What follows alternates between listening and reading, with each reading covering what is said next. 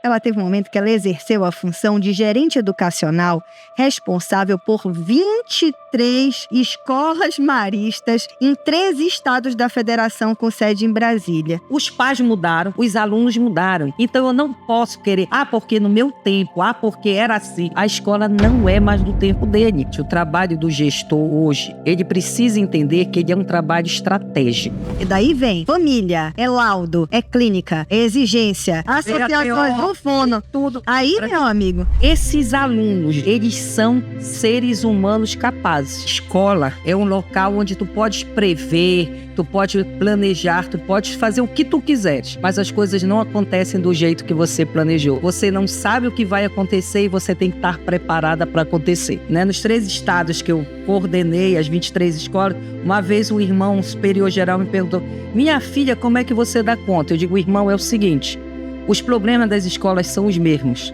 A gente só muda as pessoas e o cenário, mas a gente vive a mesma coisa em cada uma delas. Vai ter aluno que não tem condições de se desenvolver mesmo. Teoria, o povo tá cheio. Pois é a isso. prática. Chega na hora da prática. As famílias confundem inclusão com permissividade. Estou gerindo processos, estou gerindo negócios, estou gerindo pessoas, ou estou gerindo o quê? Ainda tem a questão da autoridade pedagógica. Não existe hierarquia profissional no Brasil. Ou a escola como um todo abraça a inclusão e tenta desenvolver um trabalho realmente inclusivo, ou você vai estar eternamente brincando de inclusão. Você não pode diagnosticar, realmente diagnosticar, a gente não pode. Mas pode sugerir. Se você não ama a escola, se você não tem vínculo afetivo com a escola, uma unha encravada você falta. Que dureza, né, Gina? Pulverização de temas que vão ser trabalhados. E ninguém vai acompanhar se deu certo, se não deu. Nós fizemos. Você precisa dominar a inclusão. Você precisa saber quem são os seus alunos e o que está sendo feito. E para mim é comum encontrar gestores emocionalmente desgastados. Outro dia eu tinha 35 candidatos para tirar um para assumir uma turma. Eu reprovei os 35. A partir do momento que você mapeia, você sabe formar os seus profissionais para trabalhar. Espetacular, Gina. Espetacular. Toda noite, até hoje, que eu deito a minha cabeça no travesseiro, eu disse assim, eu fiz tudo o que eu podia fazer. Não sou perfeita, cometi trocentos erros, porque a gente vai aprendendo com os erros. E erro, para educador, faz parte da tua trajetória. Infeliz daquele que não quer errar. Quem não erra é porque nunca fez. Se não fez, você não mudou, nem construiu a sua história. Agora, naquela época, naquele momento, era o que eu sabia e eu fiz com tranquilidade. Alô, escolados! Seja bem-vindo, seja bem-vinda a mais um Escolados Podcast. Esse podcast que ele é pensado, ele é o único podcast jurídico-educacional que foi ali sentido, escrito para quem faz escola. E hoje a nossa convidada é a nossa maravilhosa Gina Moraes. E a gente vai falar aqui sobre a gestão, vamos falar sobre educação especial inclusiva, sob o viés do gestor educacional, de quem faz escola. Hoje aqui vocês vão sanar dúvidas que vocês nunca conseguiram sanar em lugar nenhum, porque neste podcast a gente não enrola, a gente resolve, não é isso? Então, seja bem-vinda, Gina Moraes. Eu que agradeço o convite. Se é o mini do mini, eu fazendo o resumo do currículo, senão a gente ia ter que ter um podcast só para o currículo da nossa convidada, tá? Então, a Gina, ela é mestre em educação pela Universidade Adventista de São Paulo. Ela tem MBA em gestão de instituições educacionais. Ela também tem especialização em supervisão escolar. Ela também é especialista em psicopedagogia. Ela recebeu o título de Mulher Padrão da Educação do Estado do Pará pelos relevantes serviços prestados à causa educacional. Foi professora adjunta da universidade por 27 anos, da Universidade da Amazônia. Ela tem aqui... Então, ela esteve entre quadros docentes aqui de pós-graduação, em supervisão escolar, gestão escolar. E ela tem um feito aqui, gente, que eu acho incrível. E que quando eu conto para as pessoas, todo mundo fica assim, meu Deus, que mulher é essa? E é essa aqui que vai conversar conosco, tá?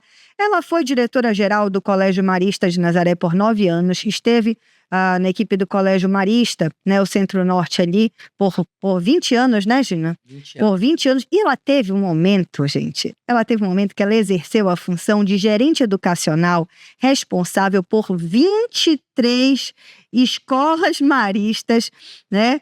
Gina do céu, em 13 estados da federação com sede em Brasília. Fora isso, ela foi coordenadora e foi várias outras coisas aqui, Gina, eu vou encurtar. E hoje ela é assessora pedagógica. Então hoje quem quer um pedacinho da Gina pode ter, né? Gina, vamos lá, minha querida. Me conta, olha que currículo absurdo, a gente tem que realmente passar rápido, senão a gente não sai daqui. Eu te pergunto, você está com 50 anos, né, Gina? Só de educação. Magistério, de educação. Gina, com 50 anos, assim, de educação, o que ainda te emociona? Trabalhar com os seres humanos. Porque eu digo que escola é um local onde tu podes prever, tu pode planejar, tu podes fazer o que tu quiseres. Mas as coisas não acontecem do jeito que você planejou. Porque você não lida com coisas, você lida com pessoas. Você sabe a hora que você entra, mas você não sabe a hora que você sai. Você não sabe o que vai acontecer e você tem que estar preparada para acontecer. A única coisa que tu precisas ter em mente é ser apaixonada por aquilo que você faz. E eu te digo, se eu tivesse que começar, eu começaria tudo de novo e faria tudo que eu fiz. Maravilhoso, maravilhoso. A educação tem isso, né? Ela tá na veia, não adianta.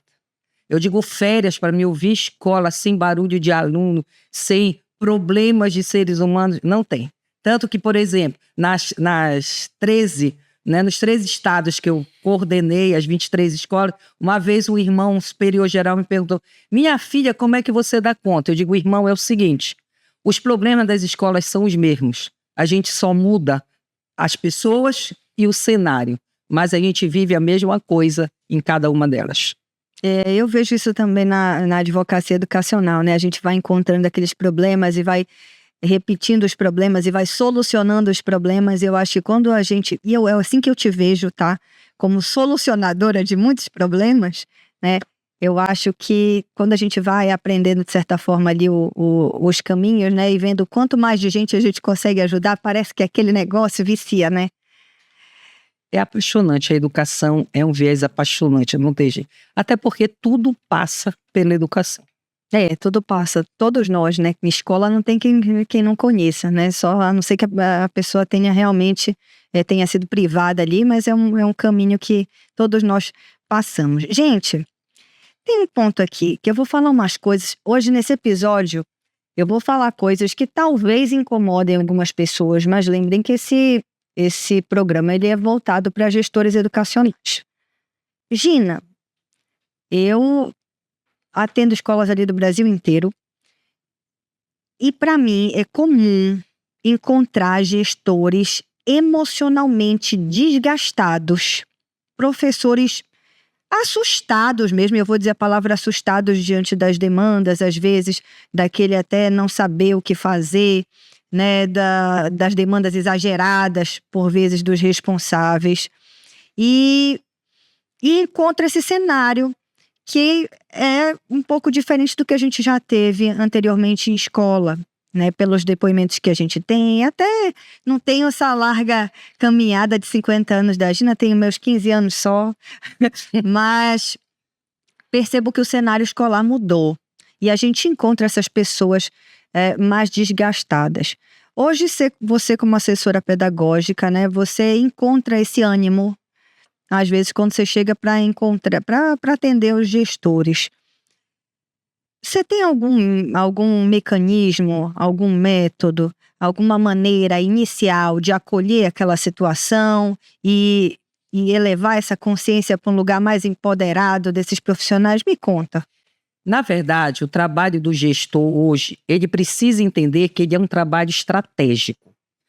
Ele não pode estar metido no dia a dia, nesse desgaste, nesses embates do dia a dia, porque para isso ele tem a figura da coordenação, para isso ele tem a figura dos supervisores, dos orientadores, dos professores, dos inspetores. Então, primeira coisa, ele tem que ter uma equipe em quem ele confie. ele tem que deixar de ser centralizador e delegar poderes a quem ou ele confia na equipe dele ou ele não confia. Ele tem que pensar estrategicamente a escola, o que é que eu posso fazer?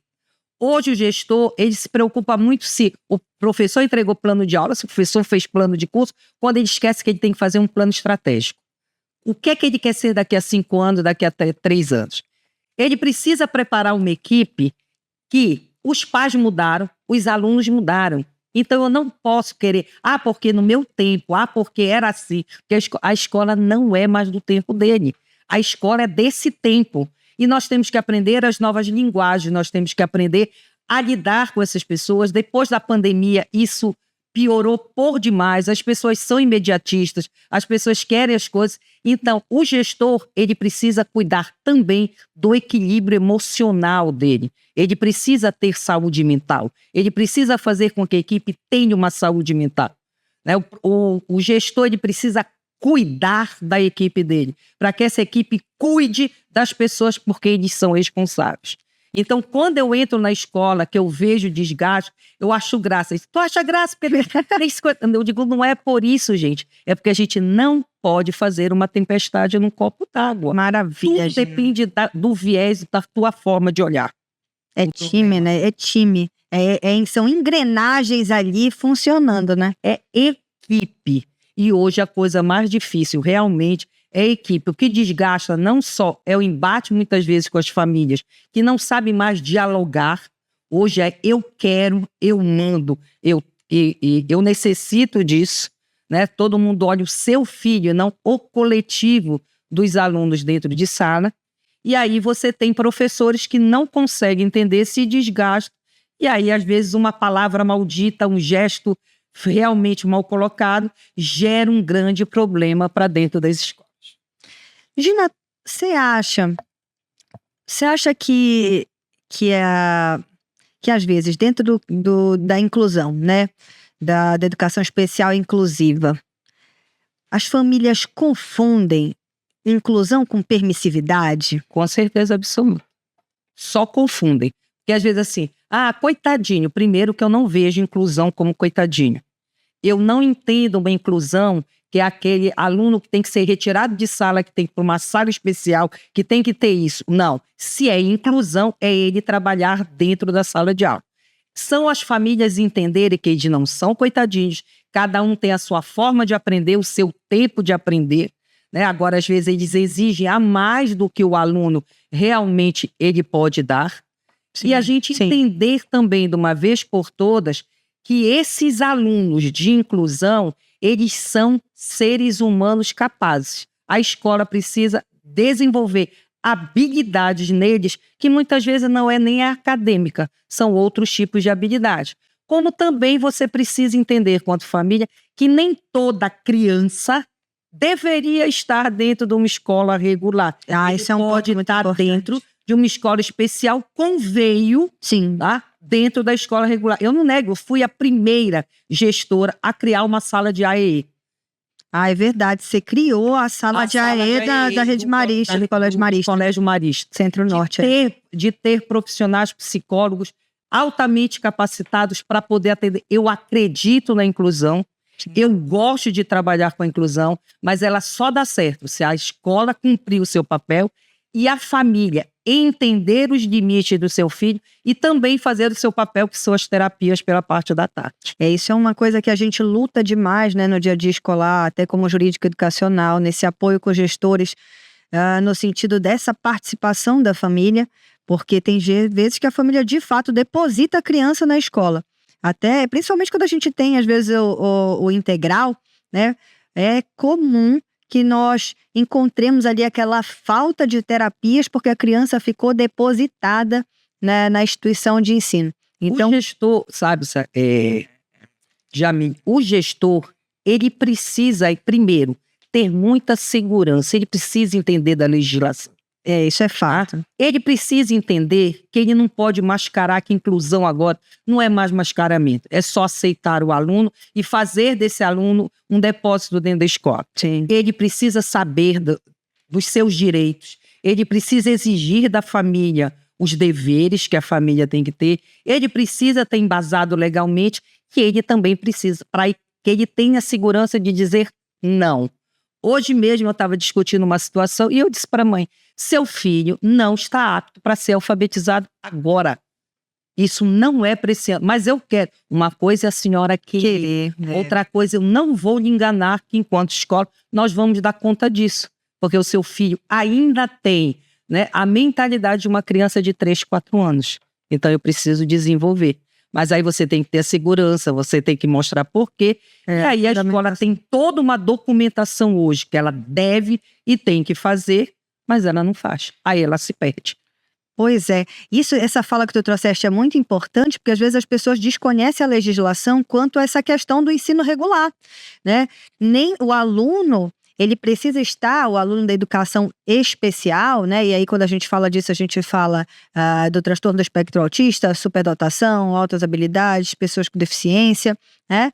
E que é público da educação especial, embora, né, eu gosto de dizer que a gente tem um guarda-chuva, tá, gente? Tem um guarda-chuva da educação inclusiva, né? E debaixo deste guarda-chuva nós temos, né, o público da educação especial e nós temos qualquer aluno com uma necessidade educacional específica. Não necessariamente precisa de laudo. Isso é outra coisa que a gente vai já falar lá na frente, que é um negócio de precisa de laudo, não precisa de laudo. Isso aqui a gente vai esclarecer. Mas a legislação ela é muito clara quando ela diz que preferencialmente o aluno precisa estar no ensino regular, não é exclusivamente. Vai ter aluno que não tem condições de se desenvolver mesmo, você não está fazendo um bem para o aluno, né, exigindo ali, enquanto responsável, a inserção daquele aluno no ensino regular. Ele teria um desenvolvimento muito melhor numa escola especial, numa classe especial. O que a gente precisa definir, né, é chamar a família. O que você está esperando desta escola? O que é que você quer? Porque se for a parte da socialização, né, a questão comportamental, o relacionamento dele, ele entender a afetividade, inseri-lo dentro da sociedade, ok, isso a gente consegue tranquilo. Mas é só isso. Agora, se eu exijo, por exemplo, eu tenho um aluno, por exemplo, que está no 6º ano, no 7º ano, com uma mentalidade ainda de 3, 4 anos, e o pai me obriga a comprar uma coleção de 7º ano e fazer uma adaptação, ou de um 6º ano e fazer uma adaptação. Uma criança que é TEA, nível de suporte 3, que ela não fala, tá? E aí o pai quer que eu adapte. Como é que uma criança de 6º ano vai aprender sobre Grécia, sobre Roma, sobre povos da Mesopotâmia? Não tem como, é algo muito abstrato. Agora, você quer que eu insira essa criança para que ele possa viver, para que ele possa ser útil à sociedade, para que ele possa ter atividades de vida diária, que ele possa fazer, ok. Mas isso precisa ficar muito bem claro nos documentos que a gente constrói. Gina, tu és assim, e é uma característica que eu admiro, direta e reta, né? Hoje, ajuda o gestor aqui. O gestor desse Brasil. Gina, quais são os documentos pedagógicos que essa instituição de ensino precisa ter à mão e como documento vivo, né? Claro, não é só papel, para comprovar que está havendo a inclusão, a adaptação, a eliminação de barreiras e, né, a contemplação das potencialidades desse aluno no ambiente escolar? Legalmente, nós temos 3 documentos. O primeiro é o estudo de caso, que raríssima escola já sentou para fazer esse estudo de caso. O estudo de caso é, vamos estudar quem é a Gina, o que é que a Gina precisa, quais são as observações que eu tenho sobre a Gina. Então vai sentar coordenação, vai sentar professores, vai sentar quem lida com a Gina no dia a dia. E aí nós vamos descrever a Gina, o potencial da Gina, quem é a Gina relacionalmente. A partir do momento em que eu descrevo a Gina, aí, quanto escola, eu vou saber, ela precisa realmente de uma pessoa só para ela, tá? De um cuidador só para ela, de um AT, né? Esquecer também que esse AT, tem que ter nível superior, mestrado, isso não é. Ele precisa ter. Se é AT, a família pede e coloca na escola. A escola tem que ter, sim, alguém que o auxilie quando necessário. A escola pode ter uma pessoa para atender 3 pessoas. Pode. Mas ela precisa ter esse estudo de caso, que é o que respalda. Feito o estudo de caso, com base no estudo de caso, eu vou montar o segundo documento, que é o PEI, que é o Plano de Ensino Individualizado. Nesse PEI, você precisa entender que ele é acadêmico. O que é que este aluno, essa criança, esse adolescente deve aprender em cada um dos componentes curriculares? Quais as habilidades em cada um dos componentes curriculares que ele será capaz de desenvolver? Porque não adianta fazer um PEI lindo, maravilhoso, No chat GPT. teológico, que você vai frustrar a família, você vai se frustrar enquanto escola. Não, é melhor você fazer um PEI bimestral ou semestral. Ele conseguiu, ótimo, então nós vamos avançar. Não conseguiu, vamos repetir. E aí você vai seguindo, né? Porque você está com base no estudo de caso. Feito o PEI, você vai fazer o PAE. O PAE não tem nada a ver com a questão acadêmica. O PAE são as barreiras. Quais as barreiras que essa criança... Ela tem barreira de acessibilidade, ela tem barreira comportamental, ela tem barreira familiar, ela tem barreira de questão de som, precisa de... Todas as barreiras possíveis e imaginárias, você vai ter. Por quê? Porque quando a escola pensar no espaço para atender, nos materiais para disponibilizar para esse aluno, ela precisa ter clareza. Então, se uma escola tem muita segurança nesses 3 documentos, você pode receber a visita do Ministério Público, Conselho Estadual, o órgão que for. Você tem como comprovar o trabalho que você está fazendo, que é um trabalho com base real. E não, muitas vezes, eu recebo um laudo. Eu, às vezes, discuto um laudo. E tá certo. Por quê? Porque uma coisa é o aluno, né, essa criança, esse adolescente, com um profissional. Outra coisa é ele no coletivo. Exato. Ainda tem a questão da autoridade pedagógica. Não existe hierarquia profissional nesse país. Eu não sei quem é a criatura, eu não sei de onde veio, eu não sei de onde veio esse conceito, né? Mas não existe hierarquia profissional no Brasil. Inclusive, a gente tem esse problema de encontrar laudos médicos, né? Com aquele tem que fazer determinada coisa na escola. Ele precisa de um apoio escolar exclusivo. Quem diz isso não é um médico. Quem diz isso é a autoridade pedagógica da instituição de ensino. Até porque ele não pode se imiscuir nas atividades pedagógicas, né? E a gente, na legislação, é muito claro que a gente tem essa autonomia enquanto escola, né? Eu falo a gente, eu advogada, mas é porque eu vivo no chão de escola. Mas a gente tem essa autonomia enquanto escola para decidir se aquela criança pode fazer o manejo com mais 3, o profissional com mais 3, com mais 2, quando a questão não é mais pedagógica, é uma questão estritamente comportamental e a escola precisa pedir, né, que a família providencie um atendente terapêutico. Então, tudo isso a gente encontra. Tu tens esse conflito de recorrente, de encontrar aquele laudo dizendo que a escola tudo tem que fazer? Tem gente que quer mandar até um PEI pronto, né? Não, isso aí é diariamente. Isso aí diariamente você realmente pega. Agora, já que a gente está direcionando muito o trabalho para o gestor, eu gostaria de dizer uma coisa para você, gestor, no olho a olho.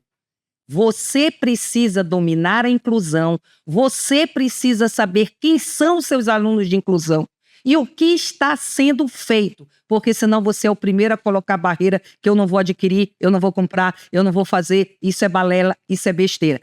Ou a escola como um todo abraça a inclusão e tenta desenvolver um trabalho realmente inclusivo, ou você vai estar eternamente brincando de inclusão. E aí aí você vai precisar eternamente de um advogado do seu lado. Mas precisa eternamente de um advogado do seu lado, Gina. Vai resolver outras questões, mas não as questões do dia a dia. É pro preventivo, Tem coisas que a gente precisa aprender. Nós, enquanto gestores, precisamos aprender que a gente tem que ter. O jurídico, ele sempre vai ter seu... É perene. Mas é impossível toda hora o jurídico estar dentro do pedagógico. Não, é verdade. Preciso aprender. E até desgastante, né, para todo mundo, uma vida de apagar incêndio, pelo amor de Deus. Não tem como viver assim. Se o gestor realmente não conhece o time, não conhece o seu alunado, né? Fica muito complicado mesmo. Você vai acabar que as coisas vão acontecendo, você não sabe o que está acontecendo e aí vai ter incêndio para apagar, e aí tem aquele desgaste emocional. Tu desconheces a legislação, tu desconheces o que significa. A gestão. Aquela neurodivergência Qualquer pessoa que chegue e te diga, tu vais acreditar piamente. Tu não vais discutir, tu não vais debater, tu não vais buscar saídas. Assim não é que você vai fazer, mas você precisa entender de todo o processo e acompanhar todo o processo. Porque daí vem, né? Família, é laudo, é clínica, é exigência, é associações, do fono. Tudo. Aí, meu amigo, realmente, se você não tiver empoderado do que você precisa fazer, você não sabe pontuar nada. Eu vou dar uma dica aqui. Vou dar uma dica que tem dado certo quando eu presto assessoria. Se um pai vai buscar um psicólogo, peça para ele o seguinte: antes do aluno ir ao psicólogo, peça ao psicólogo para fazer a visita in loco na escola, para ver quem é esse aluno dentro da sala. Porque a partir do momento que o aluno sabe que o psicólogo dele, que já o atende, está na sala, ele nunca age da mesma forma. Isso é bem pertinente. É uma dica interessante. Olha, aproveitem. Vocês estão aqui com alguém que já andou um bocado, né? Gina, eu tenho tanta pergunta aqui para te fazer, Gina. Vou te perguntar uma coisa. Você acha que o que a escola hoje, para sair assim, digamos que a pessoa está se sentindo, aquele gestor está se sentindo num ambiente caótico, né? Me dá 3 primeiros passos, assim, uns 3 passos para que esse gestor saia desse caos, para que ele se organize para ajustar ali a educação especial inclusiva. 3 passos. Somente para a educação inclusiva? Se você quiser, você ampla, aproveite. A primeira coisa que o gestor deve fazer, se ele está se sentindo assim, primeiro é ele parar e refletir como é a minha forma de gerir. Estou gerindo processos? Estou gerindo negócios? Estou gerindo pessoas? Ou estou gerindo o quê? Eu preciso fazer uma autoavaliação. Segundo, eu preciso ouvir a minha equipe. E quando eu escuto a minha equipe, é individualmente. Para que a pessoa tenha abertura comigo, que ela possa me dizer como ela se sente e tudo mais. Depois, começa a trabalhar e a cuidar dessa equipe. Tudo muda porque o clima organizacional, ele dá todas as diretrizes para o contexto escolar. Se você tem pessoas que não amam o que fazem, se você tem pessoas que não conhecem o que fazem, estão ali meramente por um emprego e não por um trabalho, porque ser professor hoje, principalmente dentro das salas de aula, onde você tem demandas de 4, 5 neurodivergentes ao mesmo tempo, a gente sabe que é trabalhoso. Que um supervisor, que ele humanize muitas vezes o coordenador e o supervisor, porque é um trabalho desgastante para o professor. Sabe? São 3 planos que ele elabora, são 4 planos, que ajuda ele pode dar. E você ter, na parte da inclusão específica, entender que a partir do momento que você abre para receber alunos de inclusão, você tem que ter os profissionais que são responsáveis por isso. Você tem que ter a pessoa de um psicólogo, você tem que ter a pessoa de um psicopedagogo, você tem que ter uma equipe gabaritada para poder atender. Isso faz a diferença. E, paralelo a isso, você ter todo o acompanhamento jurídico que te diz, desde um processo de matrícula, desde a entrada de um aluno, desde a forma como você recebe, os termos de responsabilidade que precisam serem assinados para tudo isso. Porque quando você vai matricular, tudo são flores. Começou o primeiro mês, começa os embates. E se você não for claro, isso aí vai levar. Agora, acredite no seu potencial enquanto gestor. Se está caótico, te afasta uma semana, 10 dias, respira, renova, recarrega a bateria. Agora, se você gestor é o primeiro a chegar com raiva, chateado, para baixo, o time vai liderança, né? O time segue aquilo que o gestor segue. Ele está mal-humorado. Eu não acredito numa gestão. Porque eu digo que você, para gestor, ou professor, qualquer educador tem que ter 3 competências para mim que são diferenciais. A competência técnica, que é o saber fazer. Se eu não sei, eu tenho que ter humildade para não saber e ir atrás. Muito bom isso, Gina.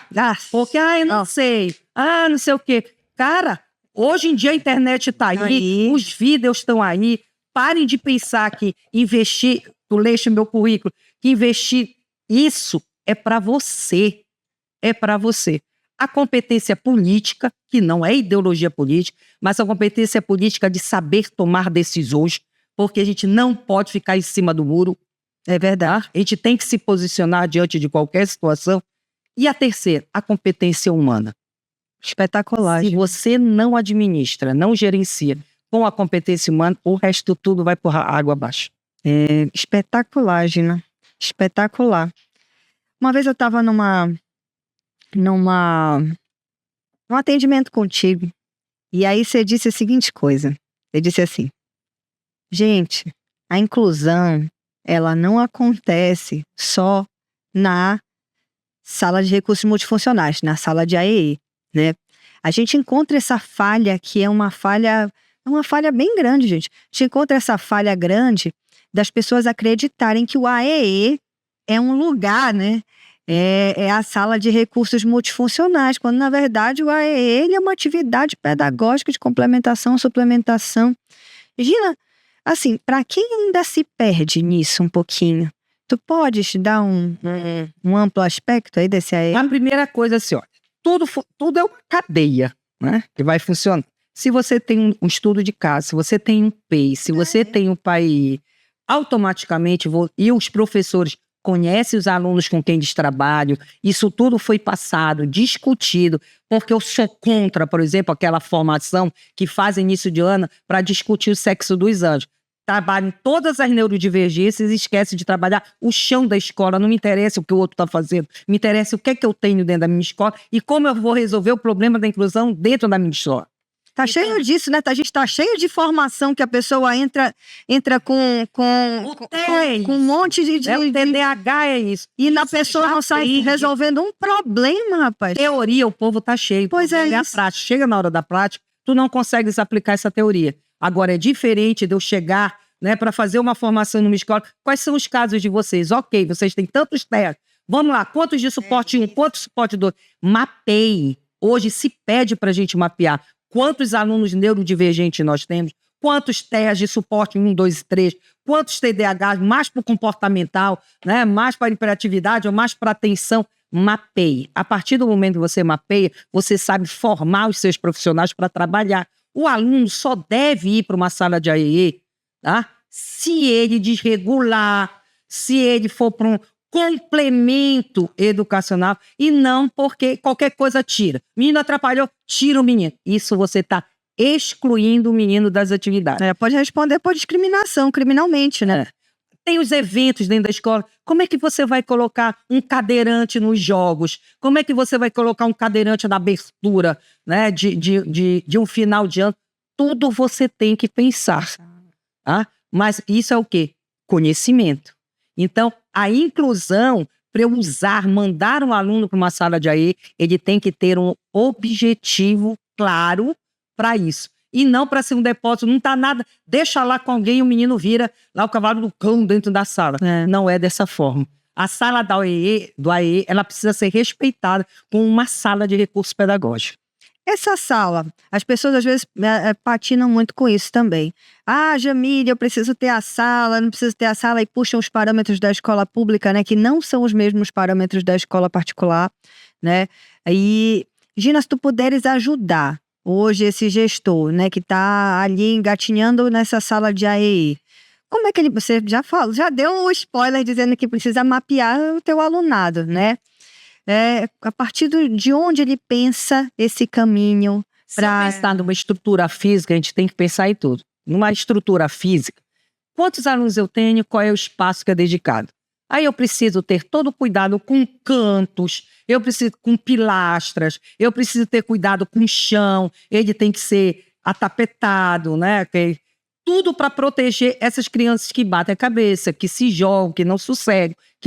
Então, primeiro eu preciso pensar na questão do chão desse aí. Depois eu preciso pensar nos recursos materiais que eu preciso ter dentro dessa sala. Se eu mapeei, se eu sei o que tem, eu não tenho nenhum cego. Para que eu vou ter uma máquina em braille? Impressora de braille. Né? Então, dependendo do que eu tenho, né, eu vou pensar no que é que eu quero. Não está estipulado ali atividades de pareamento, atividades de blocos de montagem. Então, eu vou ter isso para poder oferecer ao meu alunado. Tá? Eu vou montar um horário para esses alunos poderem, né, fazer uso dessa sala, conhecer essa sala com as pessoas que estão ali. Sala de AE, por exemplo, ela não deve ser usada para tu estar fazendo trabalhinho xerocado, para tu estares fazendo, né, enganando o pobre que está ali, não. Esse trabalho é acadêmico, é em sala de aula. Lá é para poder complementar. Então, ele precisa, de repente, fortalecer o tônus da musculatura, dos dedos e tudo mais. Então, eu vou ter atividade lá que ele possa fazer isso, materiais que ele possa desenvolver. Então, você precisa estudar. Então, não tem mistério da sala do AE. E a gente sabe que na escola pública, ele vai num contraturno. Na escola particular, ele não precisa desse contraturno. Não necessariamente. Né? Então, ele pode realmente fazer o trabalho. E tem crianças que nem precisam da sala do AE, porque eles conseguem fazer o trabalho em sala de aula. Tu sabes que esse é um ponto que é quando a gente faz as defesas para o Ministério Público, às vezes a gente tem que fazer, a gente faz a defesa, mas assim, dá uma aulinha, né? Dá uma aulinha ali, explicando isso, porque às vezes eles veem, vocês estão com 60 alunos dentro da educação inclusiva. Por que que eu só tenho 10 lá frequentando a sala de recursos multifuncionais? Que às vezes eles vêm frequentando o AEI, como se fosse só isso o AEI. Aí a gente tem que explicar, né, ali junto com o pedagógico, que não são todos os alunos que precisam dessa necessidade do AEI. Quando eu dou aula para os meus alunos, que eu faço formação de advogados, né, que desejam atuar na advocacia educacional, E aí eu explico lá para aqueles alunos, né, que nem sempre a gente vai encontrar nesses órgãos do judiciário, a gente acredita que já estão dotados de absolutamente todo o conhecimento, né, todo o conhecimento de toda a legislação, mas a legislação educacional ela é muito específica e ela não anda sozinha. Tanto que as defesas elas precisam ser casadas com a expertise pedagógica, para você explicar por que aqueles alunos todos não precisam da complementação ou da suplementação. No Nazaré, quando eu estava, né, que aconteciam os casos, aí eu fazia toda a defesa e mandava para o advogado. O advogado não tinha a especificidade da educação. Aí dizia, você é uma rábula do direito. Né? Ele brincava comigo. Mas é porque precisa ter. Outro dia eu estava conversando com o advogado e disse, não é por aí. Não é assim que nós fazemos. Né? O pedagógico ele é muito diferente. Dessa forma. Eu tenho crianças, eu tenho alunos que eu só preciso diminuir, ser mais direta. Mas claro, ele consegue acompanhar. Né? Eu tenho crianças que são fantásticas, são mais centradas às vezes do que os ditos, né? Muitas vezes não tem. Então, cada caso é um caso. A inclusão, ela quer gerar uma coisa para todo mundo é igual, não é. Cada criança é uma criança, cada adolescente é um adolescente, com esse eu posso, com esse eu não posso. E é isso que o estudo de caso me enriquece. E ele enriquece também, né, Gina, essa questão dessa parte, porque agora, com o último decreto que a gente teve, né, o 12.686, do final do ano, de 2025, eles trouxeram uma coisa que ajuda muito o gestor. Veio específico lá dizendo que, né, por meio do estudo de caso, está lá entre os objetivos da instituição de ensino, né, identificar o público da educação especial. Então, isso dá um reforço ali também, até para essa conversa que às vezes chegava cheia de dedos, né, e a pessoa ficava com medo, né, o gestor ficava até com medo de levar para a família as barreiras que estava encontrando no aluno, porque você não pode diagnosticar, realmente diagnosticar a gente não pode, né? Mas pode sugerir o que está encontrando ali como barreira, né, naquele aluno, ou como necessidade educacional específica, já que o laudo não é sine qua non para acontecer o AE, né? O AE, ele independe do laudo. Dessas famílias que tu encontras, que tem necessidade de adaptação, e não necessariamente aquela criança tem um laudo, aquele adolescente tem um laudo específico, mas está apresentando aquelas necessidades. Tu tens muito conflito, às vezes com os pais, pela própria resistência de estar, vocês estão querendo colocar meu filho como se ele fosse deficiente, porque eu já escutei umas dessas. Tu tens esse tipo de obstáculo ainda? A gente tem bastante dentro das escolas. Eu tenho um caso, por exemplo, que a mãe negou. Agora que o menino está concluindo um nível de ensino, que ela acordou e disse, não, realmente ele tinha. E aí, e o que é que eu digo para as famílias? Gente, quanto mais cedo você fizer, melhor. Porque o que eu digo assim, muitos de nós adultos deveríamos ter qualquer uma dessas coisas, só que na época em que a gente era criança, tudo era falta de educação, era falta de limite, era falta de tudo, que na verdade não é. Você podia ter um TDAH, podia ter um SPA, podia ter alguma coisa nesse sentido. Mas hoje, que está tudo aberto, você não tem que ter vergonha de nada.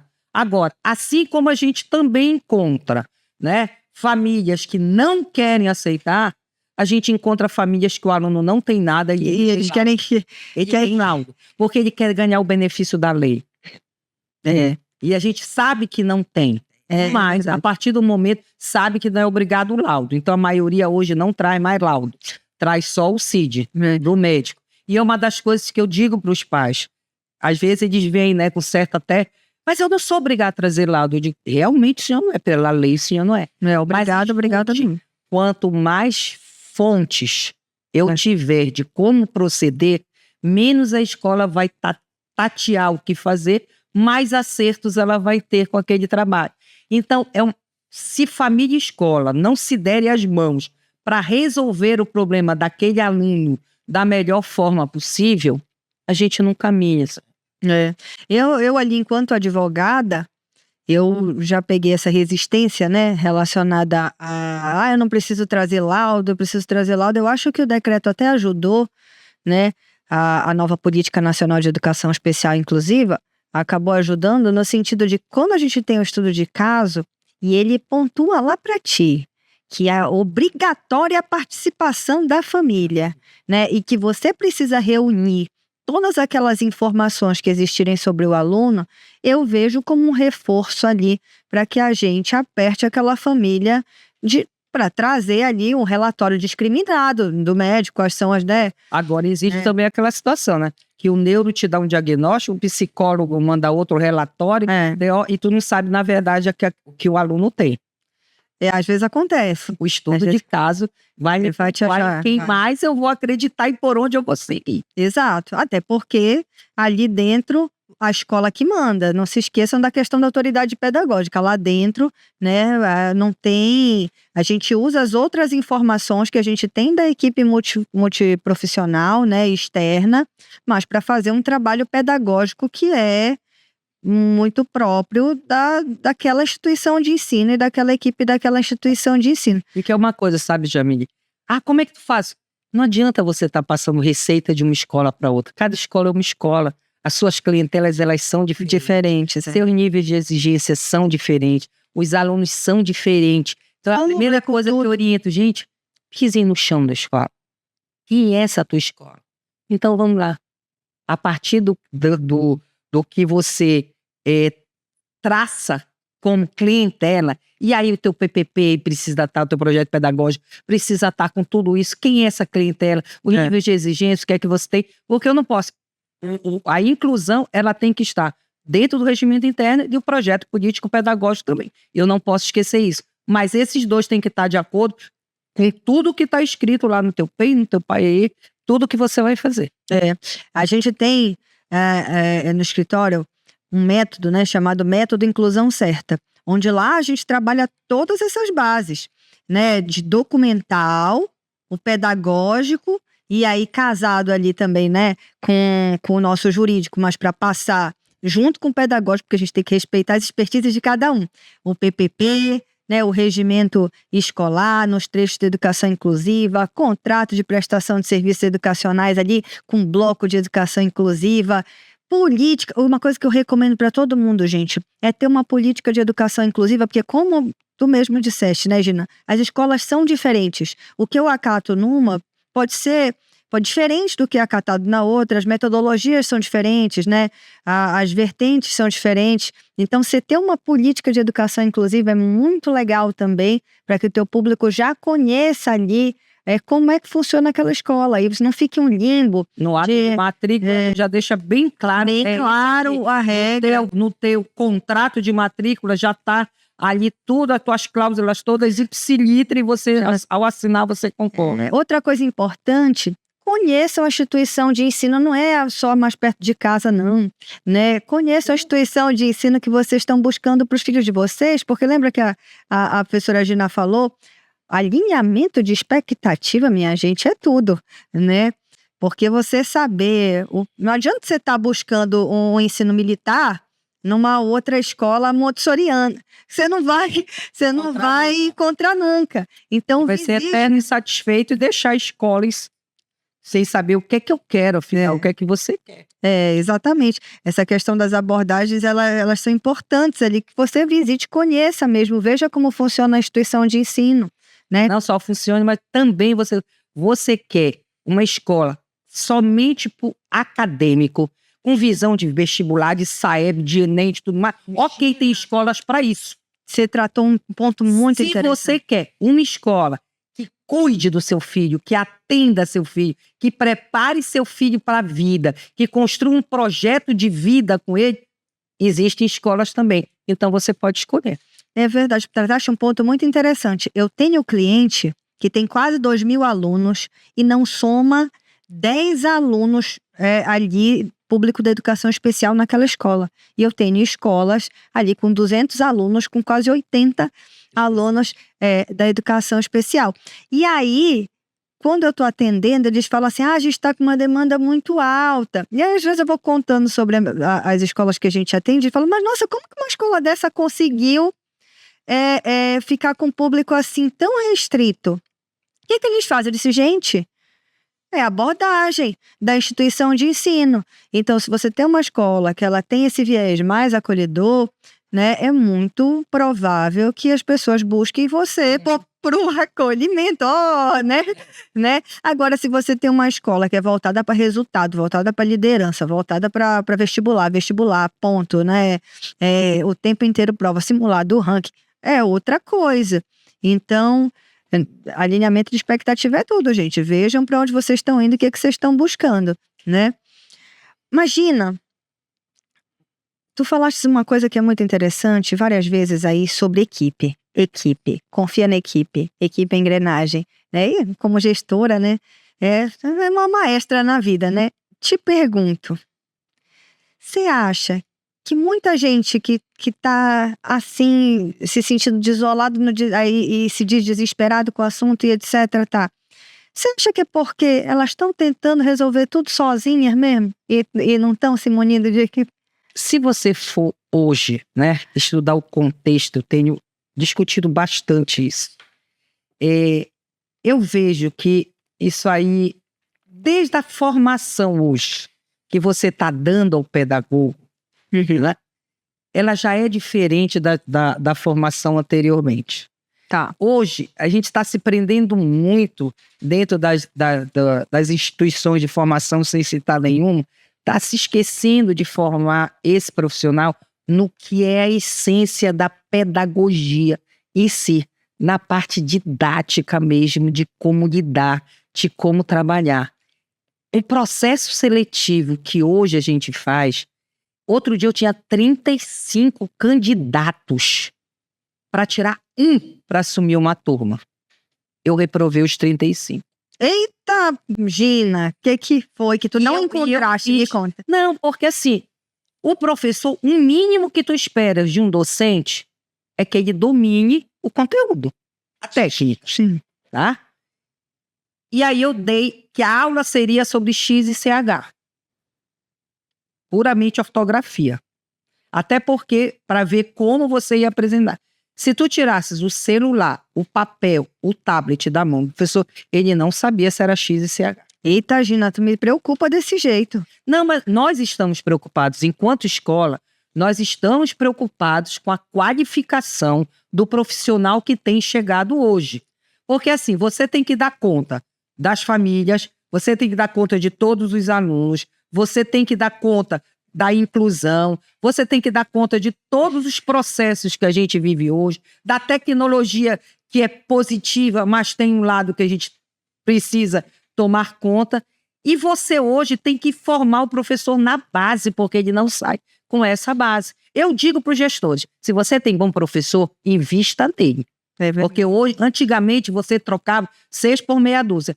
Hoje, raro você ter um profissional que ama. Eu adoro quando eu faço entrevista, quando eu faço processo seletivo. Se o olho da pessoa não brilha para mim, aquele é mais um trabalho. E o professor, ele precisa brilhar, porque o trabalho do professor, ele é exaustivo, gente. É um trabalho árduo. Professor não tem final de semana. Apesar que hoje diz, com a IA eu faço tudo. Mas você também precisa entender que a IA não é humanizada. A IA te ajuda, é uma ferramenta você muito pega da IA, você precisa colocar o seu humano ali dentro. Principalmente da inclusão em tudo. Então o professor hoje está se fiando em IA. Eu vejo pelo meu neto tudo vai para IA, entrega o trabalho, professor, tudo via IA. Mas cadê o processo de aprendizagem? Então, você bate na mesma tecla, muitas vezes, no processo de formação, porque tem 2 tipos de formação, né? A formação permanente, né? E a formação que você fica. A formação permanente é você, enquanto profissional, que vai buscar eternamente. E a formação continuada é que a escola te dá. Mas nem isso os gestores conseguem dar conta do que é uma formação continuada. Muitas vezes, formação continuada dentro da escola é pulverização de temas que vão ser trabalhados. E ninguém vai acompanhar se deu certo, se não deu. Nós fizemos. Quando a formação continuada deve ser... Eu conheço a minha escola, eu preciso formar equipe, então eu vou trabalhar com formação de equipe o ano inteiro. Eu vou acompanhar. Na maioria das vezes, o gestor maior não está nas formações. É verdade. E quando a coordenadora muitas vezes quer mudar alguma coisa, quer fazer, não inventa. Sempre foi assim, vai ser assim. Oxe. Ou você acompanha, vive, brilha, estimula, faz. Né? Porque, gente, hoje, o ser humano, ele é carente. Ele é carente de um agradecimento, sabe? Por mais que seja o trabalho do professor, mas um obrigado não custa. Né? E que às vezes o obrigado, eu mandei, não, pessoalmente, dar um abraço, você notar que a pessoa cortou o cabelo, isso tudo faz parte. Muitas vezes o professor, o salário pode pesar, pesa com certeza absoluta, mas ser reconhecido é melhor do que qualquer salário do mundo. Faz muita diferença. Você ser valorizado. Então, essa equipe, ela só vai se formar o dia que todos entenderem que essa escola é uma escola diferenciada como local de trabalho. E você ter prazer de ir trabalhar nessa escola. Aí você se dedica. Se você não ama a escola, se você não tem vínculo afetivo com a escola, uma unha encravada você falta. E a escola tem lidado com esse problema de falta diariamente. Não é 1, 2. Todo dia tem um professor que falta, todo dia tem uma estagiária que falta, uma assistente de sala que falta, é um funcionário. E basta um faltar que você muda a rotina da escola como um todo. Para as famílias, isso é muito difícil de compreender. Por exemplo, hoje eu tenho certeza absoluta que 90% das escolas estão atrás de boas estagiárias. Estão de boas estagiárias, até para conseguir. As pessoas têm vontade de formar uma base, mas você não encontra o já estão terminando no Brasil. Daqui a bem pouco tempo a gente não tem mais professores, gente. Se isso não virar. Tem universidade aqui que não abriu o curso de licenciatura, teve 1, 2, 3 inscritos somente. Que dureza, né, Gina? Sabes, esse nosso papo, ele foi tão importante. Ele foi muito importante. A gente andou aqui pela educação inclusiva, pela gestão, pela equipe, pelos sentimentos de liderança. Caminhamos um bocado aqui, hein, Gina? Olha, se eu pudesse te pedir, assim, uma única dica. Você acabou de me dizer que a gente pode estar enfrentando uma futura escassez ali, né, dos profissionais da pedagogia. Se eu puder, com toda essa tua trajetória, que tu me digas assim, sintetize, de maneira que tu consigas presentear alguém que tem interesse na pedagogia, que está estagiando, que está ali no início da carreira, nessa profissão que tu dominaste aí, né, com maestria e que é tão bonita. Como tu empacotarias esse sentimento de vem que vale a pena? Esse sentimento de vem que a gente precisa de você. Olha lá. Larga não. A primeira coisa, entenda que toda semente que você planta hoje, você vai colher no futuro bem próximo. Hoje eu acho fantástico quando eu entro no hospital. Oi, tia Gina! E eu tenho um médico me curando. É diferente o tratamento. Quando eu entro no banco, não, a senhora não vai entrar em fila. Venha logo para cá. Quando eu entro num coisa de odontologia, minha tia Gina, olha menino, atende logo, safa, porque ela me safou de muita coisa. Você nunca tem a dimensão do quanto você é capaz de marcar as vidas das pessoas. Então, tente fazer. Primeiro, ame a sua profissão. Ame. É difícil? É muito difícil. Não estou dizendo que é fácil, não. Não dá para brincar de poliana, né? Nesse sentido. Mas, se você faz com amor, se você se entrega, se você se doa, você faz com amor, com carinho, você marca a vida dessas pessoas. Vou perguntar para vocês, terminando. Me digam quais são os 5 primeiros presidentes do Brasil por ordem de idade. 90% da população não vai se lembrar.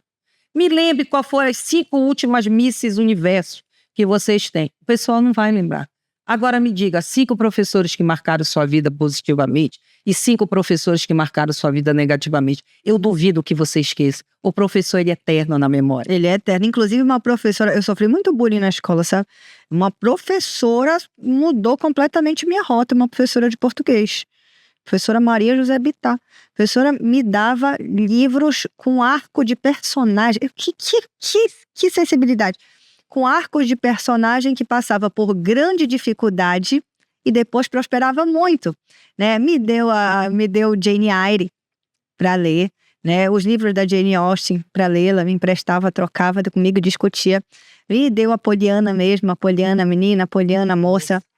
E eu vou te falar, é uma profissão maravilhosa, me emociona. Eu te ouvi falar e falei, meu Deus do céu, e é verdade, né? Você chamar uma pessoa para dizer, querida, você vai ser querido, querida, né? Você vai ser, olha a tua importância, é espetacular. Porque se o professor não se valoriza, ninguém vai valorizar. Você tem que se amar para poder doar. Eu sempre dormi, eu sempre tive uma forma de ser. Toda noite, até hoje, que eu deito a minha cabeça no travesseiro, eu disse assim, eu fiz tudo o que eu podia fazer. Eu faria alguma coisa diferente. Não sou perfeita, cometi trocentos erros, porque a gente vai aprendendo com os erros. E erro, para educador, faz parte da tua trajetória. Faz parte da tua trajetória. Infeliz daquele que não quer errar. Quem não erra é porque nunca fez. Se não fez, você não mudou, nem construiu a sua história. Agora, naquela época, naquele momento, era o que eu sabia e eu fiz com tranquilidade. E outra coisa que eu digo assim, eu tenho minha consciência tranquila hoje, que nos meus 50 anos eu jamais derrubei alguém, eu jamais prejudiquei alguém e a quem eu pude ajudar, eu ajudei. Então eu tenho comigo a sensação do dever cumprido. E eu amo aquilo que eu faço. Estar na escola, estar numa sala de aula, fazer uma palestra ali, faz parte do meu eu. Eu sou assim. Meu marido dizia, tu tens que fazer porque tu eras professora. Depois tu viraste a coordenadora, tu tem que fazer porque tu é coordenadora. Viraste supervisora, tu faz porque tu é supervisora. Viraste vice-diretora, tu tem que ir porque tu é vice-diretora. Viraste diretora, tu tem que ir porque é diretora. Agora tu é assessora pedagógica, tem que ir. Eu disse, isso. Vou também caminhar para 50 anos de casado. Eu disse, não é possível, porque com 50 anos de casado, tu não aprendeste que não é o cargo. Eu amo estar em tudo que acontece dentro da escola. É ali que a gente dá o nosso toque final. É ali que a gente marca a presença. Não precisa você abrir a boca, basta você estar de corpo e alma presente, que as pessoas sabem que você está. Você assistir uma peça teatral de uma criança, terminar e você parabenizar uma professora pelo trabalho que foi feito, isso faz a diferença. Então, o gestor esteja na sua escola. Não passa, não chegue 10 da manhã, saia meio-dia, chegue 3 da tarde ou não vá à tarde. Viva a sua escola, porque a sua escola tem a sua cara. Espetacular. Muito obrigada, muito obrigada. Essa é Gina Moraes, meus queridos, né? Vou colocar ali embaixo o acesso, né? O contato da Gina para quem quiser conversar com essa nossa assessora pedagógica. Isso aqui é Escolados Podcast. Vocês viram que aqui a gente não brinca. Aqui a gente é seríssimo com um assunto que é seríssimo, que é educação. Muito obrigada para quem ficou até aqui. Se inscreve no canal, né? Coloca ali o sininho para sempre que tiver episódios novos vocês não perderem. E envia esse episódio para um gestor que você acredita que precise desse conteúdo que a gente trouxe hoje. Escolados Podcast, encontro vocês no nosso próximo episódio. Obrigada, Gina. Obrigada, eu que agradeço.